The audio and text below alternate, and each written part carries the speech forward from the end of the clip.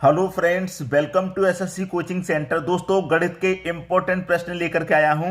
सभी चैप्टरों से इंपॉर्टेंट प्रश्न निकाल के लाया हूं। ठीक है, सभी चैप्टरों के क्वेश्चन शामिल हैं इसमें, तो पूरा वीडियो देखिएगा। तो चलिए स्टार्ट करते हैं। पहला प्रश्न है, किसी गांव की जनसंख्या 5% घट जाती है।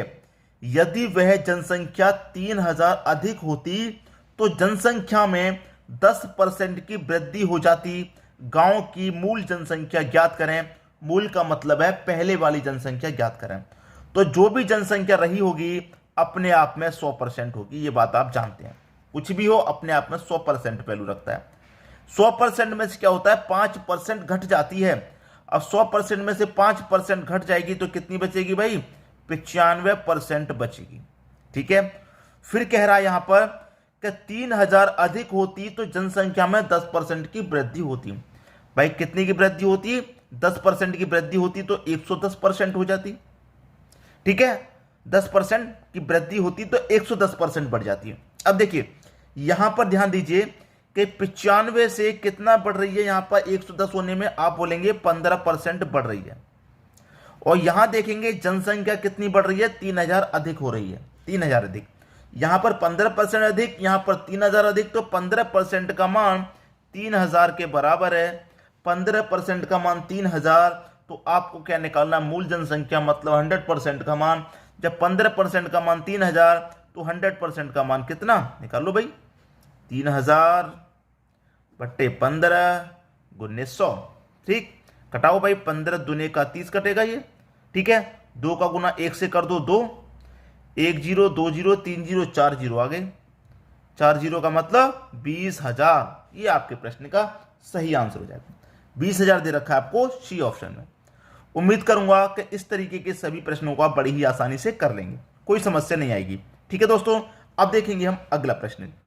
अगला प्रश्न है, ए तथा बी किसी कार्य को 12 तथा 18 दिन में पूरा कर सकते हैं। ए कितने दिन में भाई, 12 दिन में, और बी कितने दिन में, 18 दिन में कार्य को पूरा कर सकते हैं। ए कार्य को आरंभ करता है तथा उसके बाद वे वारी वारी से एक एक दिन कार्य करते हैं। कार्य कितने दिन में पूरा हो जाएगा, कितने समय में पूरा हो जाएगा। कार्य है कितना अभी आपको पता नहीं है, तो इस 12 का इस 18 का एलसीएम ले लो। 12 18 का एलसीएम 36, 12 से 36 कटेगा 3 बार में, 18 से 36 कटेगा 2 बार में। तो ये ए का एक दिन का काम 3 हो गया, बी का एक दिन का काम 2 हो गया। भाई ए एक दिन में 3 करेगा तभी तो 12 दिन में 36 काम कर लेगा। बी एक दिन में 2 करेगा तभी तो 18 दिन में 36 काम करेगा। तो इनका काम आपको मालूम हो गया। अब यहां पर कह रहा है कि ए कार्य को आरंभ करता है। सबसे पहले कार्य को कौन करने आएगा, ए आएगा। ए कितना करेगा, अपना एक दिन का काम 3 करेगा और चला जाएगा। फिर दूसरे दिन बी आएगा, बी अपना काम करेगा 2 और फिर वो चला जाएगा। ठीक है, 2 दिन में काम कितना हुआ, 2 दिन में काम हुआ 5 का। 5 का काम हुआ 2 दिन में, क्या नहीं हुआ, ये 5 काम हो रहा है 2 दिन में। कितने दिन में, 2 दिन में। और काम है कितना, काम है हमारे पास 36। मैं 2 दिन के काम से इसको डिवाइड कर देता हूं, 2 दिन के काम से। तो 5 से कटाऊंगा, 5 सत्ते 35, 7 बार में जाएगा, 5 सत्ते 35, 7 बार में गया। ये मैंने 2 दिन के काम से डिवाइड किया है ना, तो यहां पर मैं 2 से गुना कर दूंगा इसमें। 7 दूने का 14। ठीक है, 7 दूने का 14। 35 तक कट गया तो 1 बचा, 1 आ जाएगा ऊपर। अब कार्य को आरंभ करने कौन आएगा, कार्य को जो आरंभ करता है वही बटे में आता है। ये तो 2 दिन के काम से हो गया बी तक। अब कार्य को कौन आरंभ करेगा, ए करेगा। ए कितना करता है, एक दिन में 3 करता तो 3 आ जाएगा। 14.1/3 दिन लगेंगे, पहला ऑप्शन सही हो जाएगा। क्लियर है, हमेशा याद रखना, जब 2 दिन के काम से डिवाइड कर रहे हैं तो इसमें 2 से गुना, 3 दिन के काम से डिवाइड कर रहे हैं तो 3 से गुना इसमें कर देंगे हम। ठीक है, और फिर यहां बटे में जो आएगा बचे हुए काम को करने के लिए, जो कार्य को आरंभ करता है वही आता है बटे में यहां। ठीक है, बात क्लियर हो गई, कोई समस्या किसी को नहीं होगी। अब देखेंगे हम अगला प्रश्न। अगला प्रश्न है, यदि किसी संख्या में 21 जोड़ा जाए तो वह अपनी तिगुनी संख्या से 7 कम हो जाती है। वह संख्या कितनी है। मान लेते हैं कि वह संख्या 14 है। गो थ्रू ऑप्शन, इसको सॉल्व करेंगे ऑप्शन से। मान लेते हैं कि वो संख्या 14 है। कितना जोड़ा जाता है भाई, 21 जोड़ा जाता है। तो हम इसमें 21 जोड़ देंगे। 14 में 21 जोड़ेंगे कितना हो जाएगा भाई, ये हो जाएगा आपका 35। ठीक है, इतना क्लियर है। किस संख्या में 21 जोड़ा जाता है तो 35 हो जाती है। अगर कह रहा है कि इस संख्या से 21 जोड़ा जाए तो वह अपनी तिगुनी संख्या से 7 कम हो जाती है, वह संख्या क्या है? भाई देखिए हमने 14 लिया था, 14 में 21 जोड़ा 35 हो गया। अब तिगुनी संख्या से 7 कम होनी चाहिए, तो मैं 14 का 3 गुना कर दूंगा। 14 तिरिक का कितना होता है भाई? 42। अब देखिए 42 से ये 35 कितना कम है? आप बोलेंगे 7 कम है, और 7 कम की ही उसने बात की है कि वह 7 कम हो जाती है। तो 14 ऑप्शन मेरा बिल्कुल सही हो गया पहला। दूसरा ऑप्शन मैं लेके देख लूं, जैसे कि मैंने 16 ले लिया, 21 जोड़ूंगा 16 में, तो 16 में 21 जोड़ूंगा कितना हो जाएगा भाई? 37। अब 16 का मैं क्या करूंगा? 3 गुना करूंगा। 16 का मैं 3 गुना करूंगा तो 48 होता है। अब 48 से ये 37 कितना कम है? आप बोलेंगे सर 11 कम है, और जबकि कितना कम होना चाहिए? 7 कम होना चाहिए। तो यहां पर पहला ऑप्शन रखने से मेरा 7 कम हुआ था, इसलिए मेरा पहला ऑप्शन बिल्कुल सही था। समझ में आ गई बात? अब देखेंगे हम अगला प्रश्न। अगला प्रश्न है, यदि किसी वस्तु को 5% हानि की अपेक्षा 15% लाभ पर बेचा जाता है तो विक्रेता को 4,000 रुपये अधिक मिलते हैं, वस्तु का क्रय मूल्य कितना है? देखिए दोस्तों, यहां पर जो भी क्रय मूल्य होता है वो अपने आप में 100% होता है। ठीक है, कह रहा है कि 5% हानि की अपेक्षा 15% लाभ पर बेचा। 5% हानि की अपेक्षा 15% लाभ पर बेचा। 5% हानि पर बेचा तो 95% बेचेंगे, और 15% हानि पर बेचेंगे तो 115% में बेचेंगे। ठीक है, अब देखिए 95 से 115 पे पहुंच रहे हैं, 95 115 पे बेच रहे हैं, तो कितने परसेंट की वृद्धि हो रही है? 20% की। और यहां पर कितने अधिक मिल रहे हैं? 400 रुपए अधिक मिल रहे हैं, तो 20% बराबर 400 के हो जाएगा। ठीक है, 20% बराबर 400 के हो जाएगा। ठीक है, 20% बराबर 400 के। जब 20% बराबर 400 के, तो आपको क्रय मूल्य बताना है, मतलब 100% का मान बताना है। कैसे निकालेंगे? कैसे निकालेंगे भाई? इस 400 में 20 से डिवाइड कर देंगे, और 100% का मान निकालने के लिए 100 से गुना कर देंगे, बस खत्म हुई बात। 20 से 400 कट जाएगा भाई कितनी बार में? 20 से 400 कट जाएगा आपका 2 बार में, 20 बार में। ठीक है, 20 बार में। और यहां पर 20 का गुना इससे हो जाएगा तो कितना हो जाएगा? 2 1 कम 2, और 1 0 2 0 3 0 आ जाएंगे भाई। 2,000 रुपये आपका सही जवाब है, पहला ऑप्शन। हो जाएगा कि नहीं हो जाएगा? बिल्कुल हो जाएगा। अब देखिए इसी प्रश्न को और कैसे कर सकते हैं।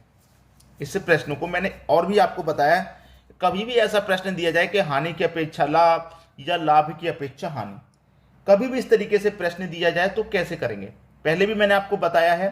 तो आपको अगर याद होगा तरीका तो कर पाएंगे, नहीं याद होगा तो नहीं, लेकिन मैं आपको दोनों तरीके बता देता हूं। ठीक है, ये बात समझ में आ गई? प्रश्न सभी को क्लियर हो गया? अब देखेंगे अगला प्रश्न। अगला प्रश्न है, 200 लीटर के एल्कोहल के घोल में 30% एल्कोहल है, घोल में कितना एल्कोहल और मिला दिया जाए ताकि एल्कोहल की मात्रा में 50% बन जाए? एल्कोहल की मात्रा में 50% बन जाए। टोटल हमारे पास एल्कोहल 200 लीटर का एल्कोहल का घोल है। ये घोल है दोस्तों, घोल का मतलब मिश्रण, 200 लीटर का। ठीक है, इससे 200 लीटर में क्या है आप बात को समझिएगा कि 30% एल्कोहल है। एल्कोहल मेरे पास कितना है? 30%।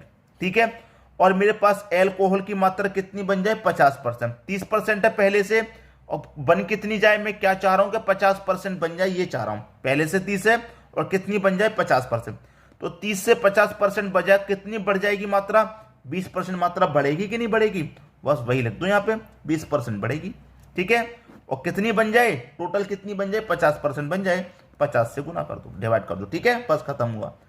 0 से कटा दो 0, 5 चौके 20, 4 का गुना 20 से कर दो, आपका आंसर 80। 80 आपका आंसर आ जाएगा। सी ऑप्शन बिल्कुल सही। क्लियर हुई बात? किसी को भी कोई समस्या इस प्रश्न में हो नहीं सकती, आसानी से कर लिया होगा। अब देखेंगे अगला प्रश्न। अगला प्रश्न है, रमेश के परिवार की मासिक बचत एवं व्यय का अनुपात 5:3 था, जिससे परिवार की आय 72,000 रुपए थी। उस महीने की बचत होगी। तो यहां पर बचत होगी एक तरफ, तो ठीक है बचत लिख लेते हैं, एक तरफ लिख लेते हैं खर्च। ठीक है, अब यहां पर आपको देखिए मासिक बचत एवं व्यय, बचत और व्यय अनुपात कितना है? 5:3।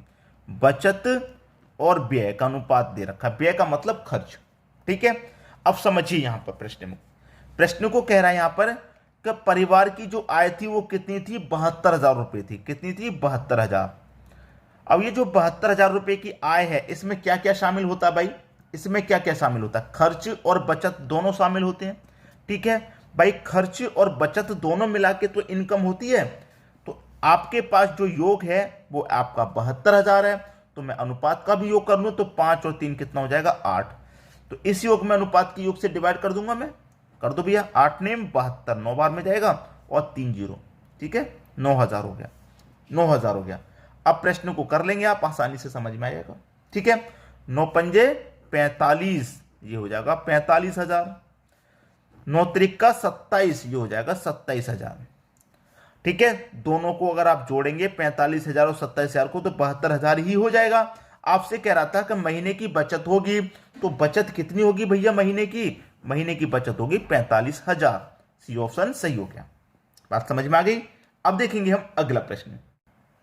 अगला प्रश्न है x की पावर x प्लस 1 बराबर 64 हो तो 3 की पावर 2x प्लस 2 का मान क्या होगा।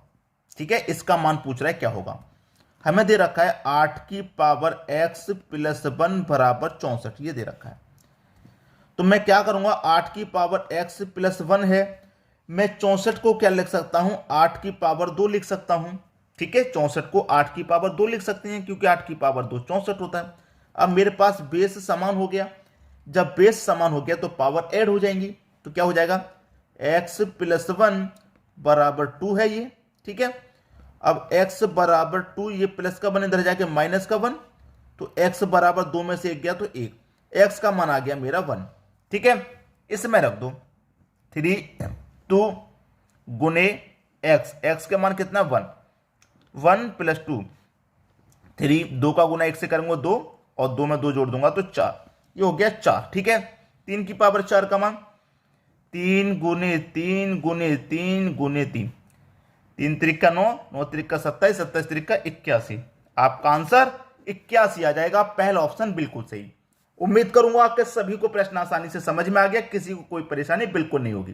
ठीक है दोस्तों, वीडियो देखने के लिए आपका बहुत बहुत धन्यवाद।